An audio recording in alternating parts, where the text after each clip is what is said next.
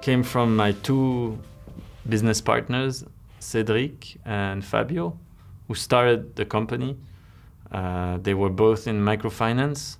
Cédric had successful experiences with first Blue Orchard and then Symbiotics. And Fabio, he had co-founded a microfinance rating agency called Microfinanza Rating. So the idea was to replicate the success of microfinance funds that have been growing pretty fast and with the same structure. So a fund in Luxembourg, open-ended, doing debt, but in SMEs instead of financial institutions. Cédric wanted to go a step further than with microfinance when he was sent to Mexico to set up the local office of Symbiotics. He saw projects that were interesting for him, gold project, artisanal miners. And then he came to his board and told them that was the way, and they didn't want to do that. So they wanted to stay in microfinance. So that's why he left and created something new. Frustration, yes, it was also because of the impact. Cédric had a frustration of not being able to communicate so much on the impact of microfinance because he could tell about the size of the loan, if it's male or female, if it's rural or urban. But as money is fungible, then you don't really know, you cannot really express it in metrics or in impact. And so with that project, with impact finance and financing SMEs, it was really value chains. Then we can talk about smallholder farmers, products, tons of product, premiums paid, emissions. And that was a way to be able to tell more about, to the investor about the impact. It was really random. I was still studying in the Netherlands when my mom at a wedding heard about one banker who started an impact firm. And so I met this banker when I came back from my studies, and I told him I wanted to work for Swiss development. That was my idea. I wanted to live abroad, work for SDC. But I was interested in this impact investing topic. And then he told me, you should meet Cédric. He lived abroad, and he can, you can share with Cédric. And then we had a coffee that lasted 2 hours. And he convinced me not to apply to SDC, but to join as the impact guy. So with my concepts of life cycle assessment, ecosystem services, I would help set up the reporting for investors of the new company. So first it was the vehicle, microfinance that Cédric knew. The vehicles were open-ended, so it fits better if investors want to exit. They can tell you 3 months in advance and they exit. So with the debt, you have a cash flow, constant cash flow, especially if you do short term. So that's one thing. Then along the years, we had always a temptation. So, this company is so great, we should do equity. And it's a different, activity. And so if you do equity, you cannot do it with the same structure.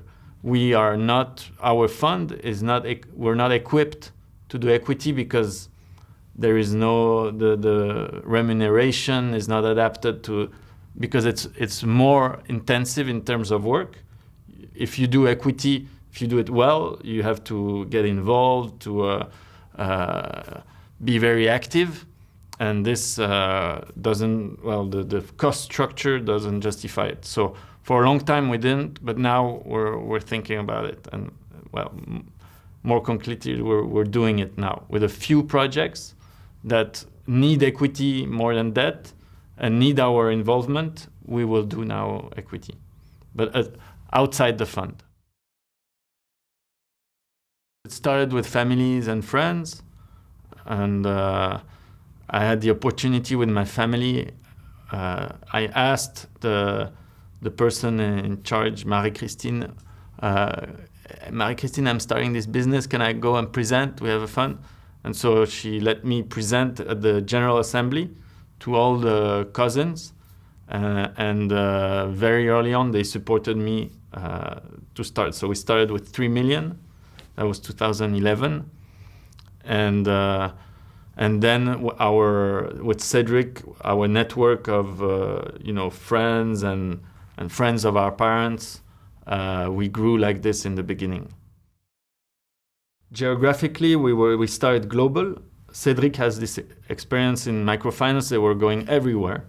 And we found out that we had to focus regionally because it's a different story to do SME lending in different value chains than to have only financial institutions that at the end are very similar from a country to another.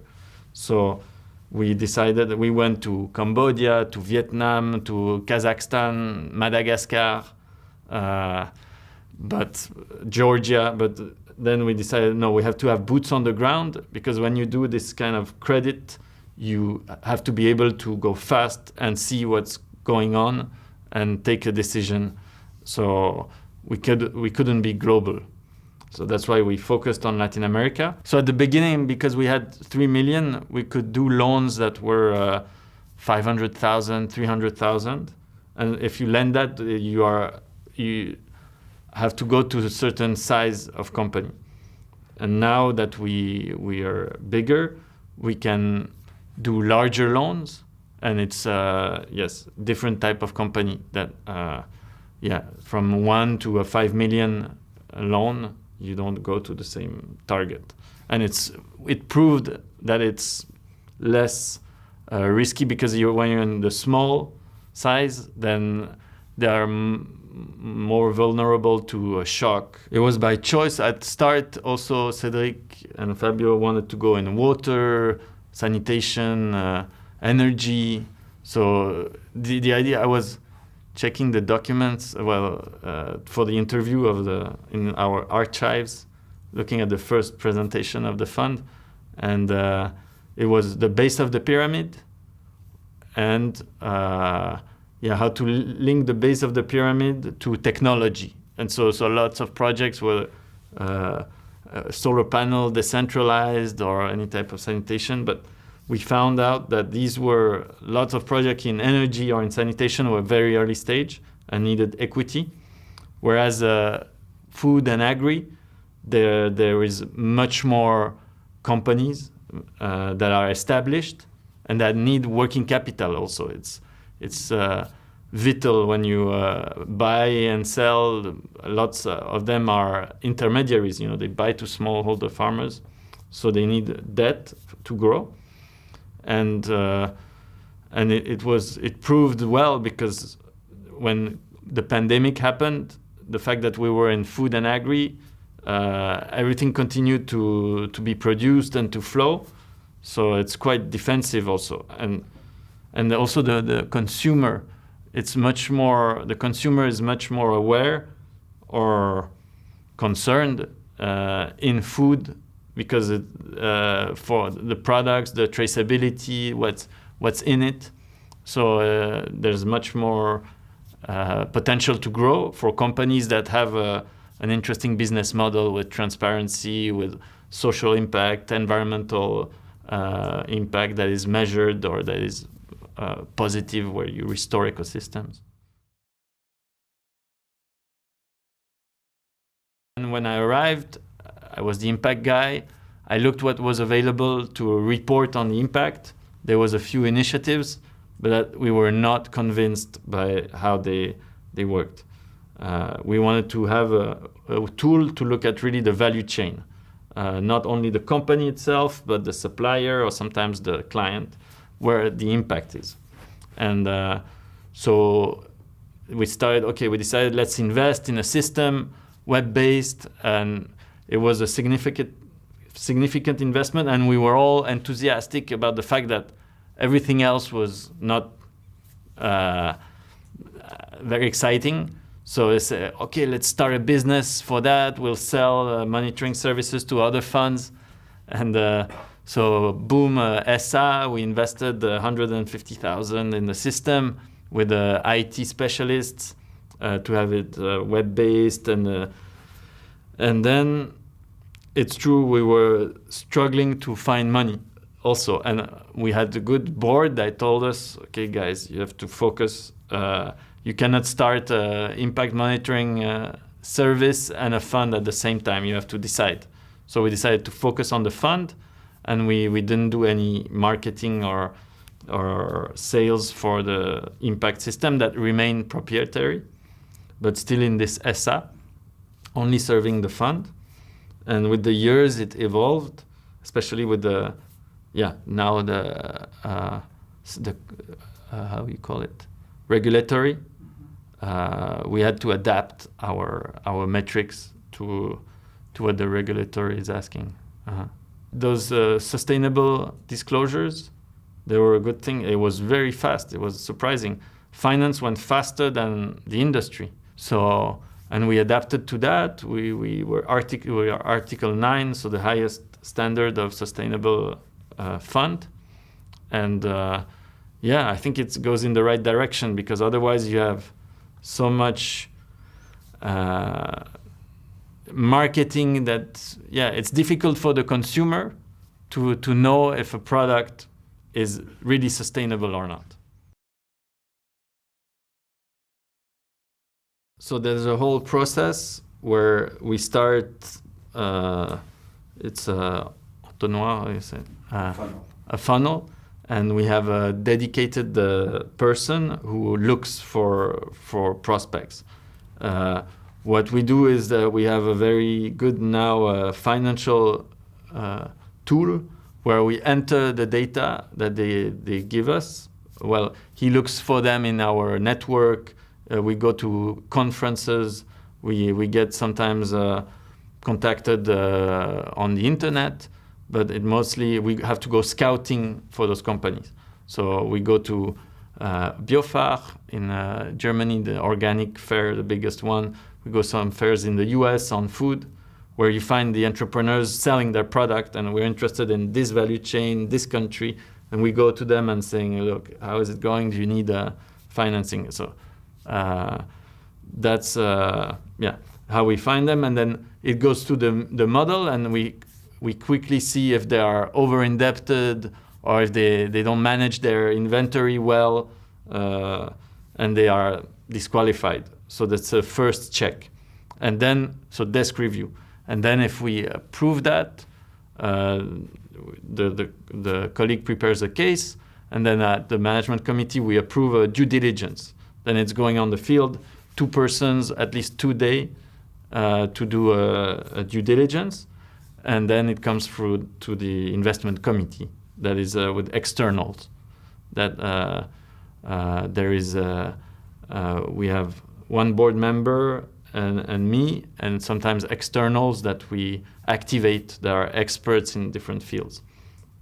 And yes, that's the process. Then there is the whole disbursement process, of course. We usually start with short term. That's how we start a relationship. So campaign financing, 6 months to a year. We get acquainted with the client. We see how they work, and sometimes we remain only doing short term that we renew. Sometimes we go into long term, to finance assets or a project. Now there's a whole backlash, of course, against sustainable investing. Of course, because there was some abuse, but also a backlash because now it's being politicized, and it's polarized. You know how debates are online these days. So it's used in campaigns. Pensions funds are being sued in the US because they didn't protect the economic value of the portfolio. They're accused of being too much going into sustainability. So that's this context is difficult. I always say that we're swimming in a big green soup. And if you arrive at the meeting and your impact or sustainable, there's a prejudice on you. Already you arrive with difficulties to present. And so that's why some successful funds, they don't call themselves impact or sustainable or not at all. It's like in the wine, you know, like the organic wines, when they had a bad reputation, you don't put the label on it. I think the financial sustainability is important. Then, of course, it means volumes. But then scale, to me, sounds really like, you know, massive. And here you always hear we need I don't know how many trillions to solve this SDG. Or at the end, microfinance was very good to scale. You know, billions now are invested in microfinance. I believe more that we need to prove a case, right? We finance leaders. And it's, you know, today lots of interest is about system change. In system change, you have pioneers and then you have the followers. And I believe that in financing the leaders or having the successful case, there it's where you reach out and influence other companies, other funds, other investors. So for me, it's not really, I won't go for the company that will reach I don't know, a huge scale and make an IPO. And no, it's more I choose a leader that is an example that will raise the floor of the industry. And then, of course, it has to be sustainable. So it has to have a certain amount of sales. What we choose, we don't finance companies that are less than 2.5 million sales. We want to be always at the forefront of this impact report. And it's true, it takes a lot of time. What we found out these past years is that we did a focus group of investors and we sent them impact reports of different funds and asked them. And so very few read them. So that's the problem, where when you are too specialized and precise and long, then only a few person, like the nerds of sustainable, will read your report, and it's not the ones who invest usually. So how do we reach investors? So we decided, okay, they told us, yeah, there's no pictures in your report. We like the pictures of the other one, but no, we didn't want. So last year we didn't put any picture, just the two of us and some drawings. We liked the drawings, and we made it really. To be able to read it fast for the investor, but it's always investors don't really take the time to read it, but it's a must-have, because if you want to pass the door and an investor wants to do impact, his team, the professionals, they will read it, but not the investors. So it's a must-have, and then how we innovate is that we were inspired by the regulation. SFDR, they have this formula where you have to take the footprint of the company in CO2, but your share of the company, right? So if you own 1% of Nestlé, then you're responsible for 1% of its emission. And so we said, okay, we'll adapt that to our model. So we took the total assets of our clients and how much our debt is compared to that, and we infer some that our attribution, and then we even did it for 1 million invested in our fund to tell the investor, okay, if you had 1 million, then this is how many trees, how many smallholders, how many tons of CO2, etc. So this is I didn't see any other fund doing that. We try to think what the investor wants, and if they have many funds. So the only common denominator is how much they put in each fund. And then from that, it's easy to calculate what their impact was. Because then the problem is every fund reports on different stories, different metrics, then it's a nightmare for them if they want to aggregate it on their portfolio. It's more in the rating. So we have a sustainability rating, and in it there is some metrics on, for example, the governance, the diversity of board members or senior management. Also, it's more about economic fairness, but the salaries.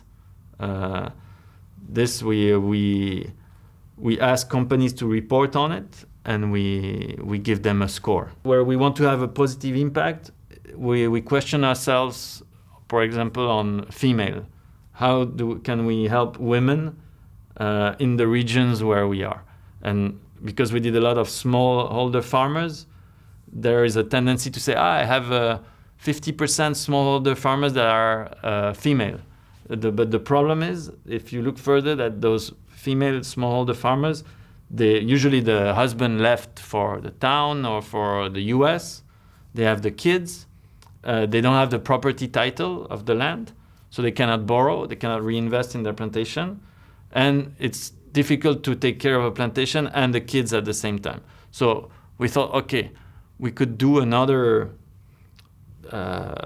sector than smallholder farmer for women, and this is what we call integrated farming. So it's larger plantations that hire these single mothers, and they have good conditions. So the transportation, they have some working hours that are adapted, and they sometimes even have daycare for the children. So they are better off being employed by a good company. And then this company, of course, we look at how they produce. We want to be always at the forefront of the best agricultural practices of, for example, blueberries with hydroponic. And so that's an example of where we thought first, okay, women, how can we do something? We know our investors, there's a bias. There is a lot of investors that want to see women impact. So that's how and also the market was there. There are some plantations in interesting companies that do the work very well. I remember we started financing coffee cooperatives, and then we saw them in the buyers.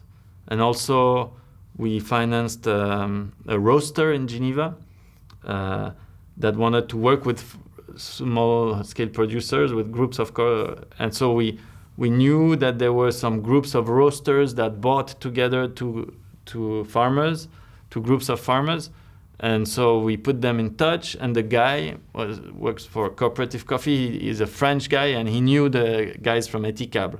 So a bit like this from our network, we came up with Eticable, but it was difficult at the beginning. Because they are almost communists. These guys, they are some activists. You know, it's a SCOP, so it's owned by its employees. The three founders, we were for them the Swiss banker. It was like the devil.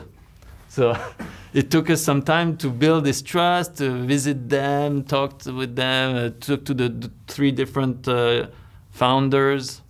And then, yes, they needed money for, they were in a difficult period, so they accepted our money. They were at a time where they needed money, just working capital, to buy from their partners, as they call them. And also they had invested in another SCOP cooperative that was doing coffee in Bordeaux. It's called Café Michel. And they restructured the company, and also they very smartly they decided to use a brand of Café Michel to go into the specialized organic shops, because the consumer in France, he doesn't want to see the same brand in Carrefour than in Biocup, right? So for the same product, but with a different brand, different packaging. So they have Café Michel, Terra Etica, it's called, for the specialized shops, and Eticable for the Carrefour and Grande Surface. Yeah. So that they need money to restructure that company and to establish that brand, and they were very successful. Frustration is sometimes with the financial sector, the fact that it's so much oriented towards return, and that at the end of the day, like these days, it was really hard. We had a strategy. We wanted to grow fast because we would lend at higher interest rate. We have a lot of prospects, and so our performance will go up if we grow fast and lend to high interest rate instead of waiting to replace the portfolio. But with these conditions today, well, I understand investors. So they have 5%, 4% with short term, with a risk-free, they call it, right? And to get 5%, 6% with an impact fund in Colombia, Peru, well, 10 countries in Latin America, they don't want to take the risk, even for a great impact. So I understand that, but it's a frustration. It's been always a frustration that this world of the financial sector is only these days only about return, and not anymore the old way of a banker that is supporting entrepreneurs, right? No, that's a frustration, a big frustration. We try to think always of innovative way to report on impact, but at the end, it's you feel it in your gut when you see the entrepreneur, you visit it, you see the project. You don't need all those metrics. So sometimes I'm frustrated by all the work with those metrics, because it's just good sense and intuition that can help you make a good impact investment. Yeah, I get recharged when I go to the field, but sometimes when I invite them in Switzerland. Last year we had an entrepreneur who came to Geneva, presented to investor, and that was great to hear his story. Before that, I didn't know exactly. I didn't know the guy. I didn't know his story, so it was amazing to hear that and present and establish a connection with the person and communicate. The investors, I could see emotions like, wow, I love this project. This guy is incredible. But I don't feel that there's emotion when they get a report with a list of metrics. I don't. So it's one of my mission is to create emotion with investors more than the emotions they have when the stock options go like that or the have a few cases where we exited because we were talking about equity. So in 5 years, yes, that would be my to be a orfèvre, like a jeweler. How do you call that? A craftsman of finance, and really have been able to choose and to support the right entrepreneur that became a success. And so, of course, it will be also financial success for our equity investors, but it will be proving the case that with impact, still with a focus on your suppliers, on ecosystems, on social justice, you can have a great financial return because you have a company that is successful. So it's remain this specialist in our niche. I don't want to become a billion asset manager and do an exit. That's not for me the success. And of course, being able to do that with keeping a balance with my family life, social life, my other activities. So that's for me success. We started a family office, just the three of us, my brother, sister, and I. And we want to recreate a family business. Basically, it starts as an investment firm. And so that's a whole challenge because we never worked together. Now we're starting to work together. and we already found a name, Anaïs Ventures, in a memory also of this success of Firmenich, Anaïs. We set up values, so independence, impact, familyness, and excellence. So that we have 4 values, and what we want is to invest in companies that are successful. So that's because that's what worked for us in the past. Firmenich was a great success, and I bring my own experience of impact in it, my network, family offices, entrepreneurs, etc. So that's one of my other. It's the principal other activity.